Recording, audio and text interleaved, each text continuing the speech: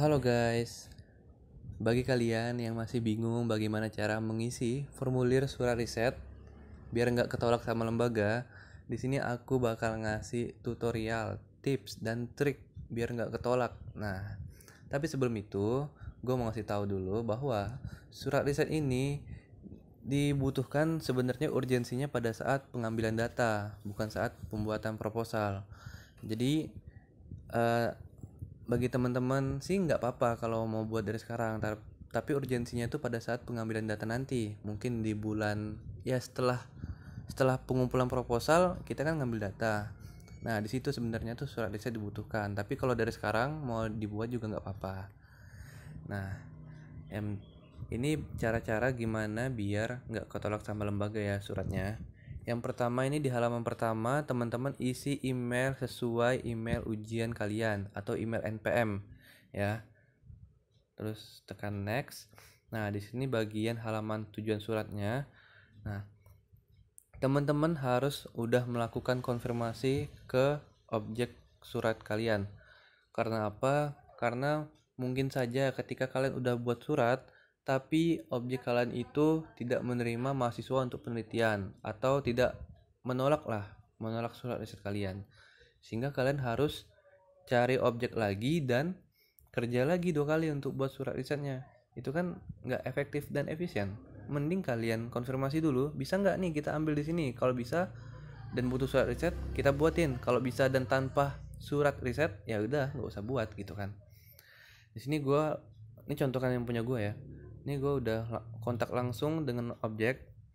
Nah terus gender jabatannya harus jelas, bapak atau ibu. Jangan bapak strip ibu, nggak boleh ya, karena ini juga pilihannya cuma bapak atau ibu. Terus pejabat yang dituju ini harus pejabat, jangan pegawai. Kemarin gue lihat di status ada yang pegawai dan ditolak. Nah itu nggak boleh, harus pejabat yang berada di atas. Mau dia itu direktur, kepala kepala kantor, kepala divisi, deputi, pemilik, itu boleh, asalkan jangan pegawai. Terus alamat harus jelas, dari jalan, kalau ada nomor ya nomor, kota, sama kode pos. Nah di sini gue contohkan punya gue, alamat objeknya ada di jalan ini, nomor ini, kota Pontianak, kode posnya itu. Tembusan ini dikhususkan bagi yang ada aja.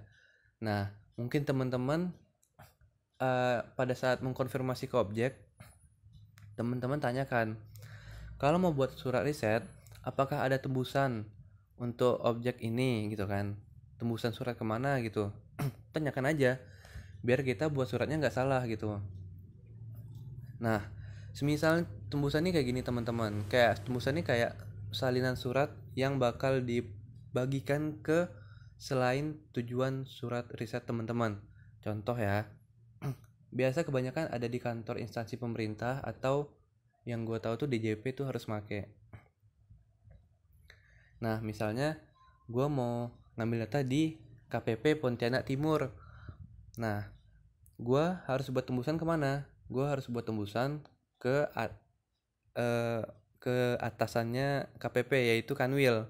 Nah jadi sikap gue ngasih surat ke KPP, tembusannya ke Kanwil. Biar apa? Biar si Kanwil ini juga mengetahui bahwa gue ngambil data di KPP Pontianak Timur gitu.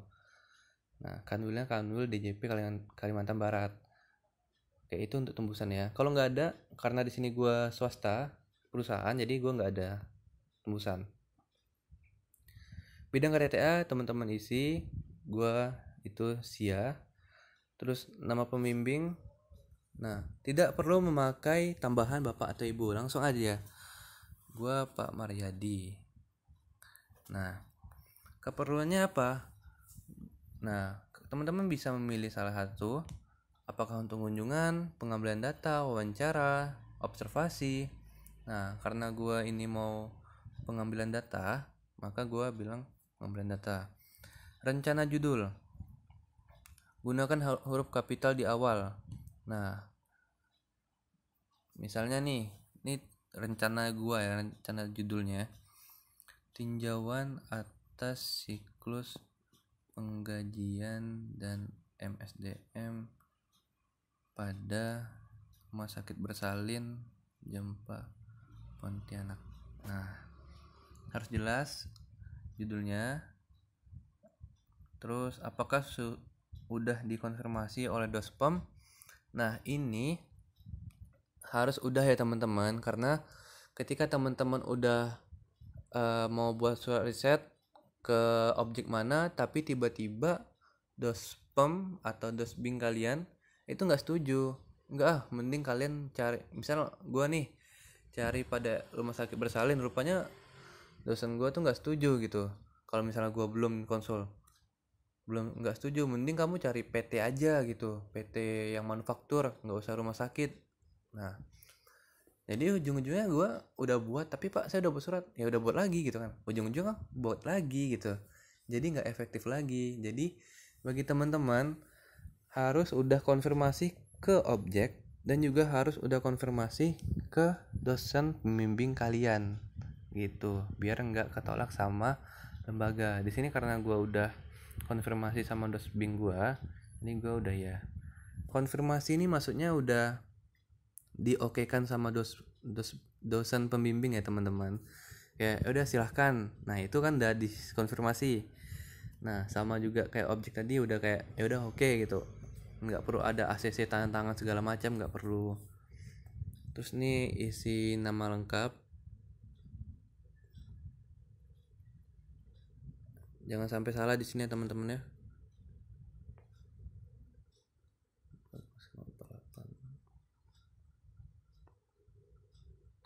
Nomor HP juga nomor HP yang aktif, yang ada WA-nya lebih bagus.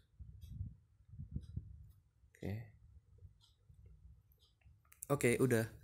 Nah, setelah teman-teman mengisi itu, mungkin ya nggak mungkin bakal jadi hari itu juga, karena lembaga bilang ada waktu-waktunya kan, 3 hari 5 hari. Nah, tapi teman-teman rajin-rajin cek aja di di link surat riset, status surat riset. Nah disitu tuh bakal banyak tuh surat riset teman-teman yang lain dan juga punya kalian. Di situ ada keterangan apakah sudah di ACC, diproses, apakah sudah terbit. Nah kalau sudah terbit, teman-teman tinggal langsung ke drive unduhannya. Nah teman-teman unduh itu. Untuk teman-teman yang objeknya itu di kantor Kemenq, seperti kata Pak Puji, itu langsung diteruskan dari lembaga ke kantor Kemenq yang bersangkutan. Tapi kalau teman-teman bukan kantor Kemenq, swasta, perusahaan, UMKM, itu teman-teman download, print sendiri, terus teman-teman yang sampaikan sendiri surat itu ke objek tersebut. Begitu teman-teman. Dan untuk pengisian surat riset ini sebenarnya hanya boleh 1 kali, karena kalau double itu nggak bisa ya. Nah, dan teman-teman bisa mengisi lagi ketika surat riset kalian tuh ketolak sama lembaga. Misalnya nih, teman-teman tadi ada salah ngisi, terus di statusnya tuh udah dibilang kayak ketolak gitu. Nah, teman-teman baru bisa ngisi lagi. Nggak bisa kayak habis ngisi terus isi lagi banyak-banyak, itu nggak bisa teman-teman. Nanti bakal lembaga melihat bahwa nama ini double atau triple gitu, jadi nggak bisa ya teman-teman, bakal ketolak kalau banyak mengisi formulirnya. Seperti itu tips dan triknya. Semoga teman-teman bisa semoga video ini bermanfaat. Oke, makasih.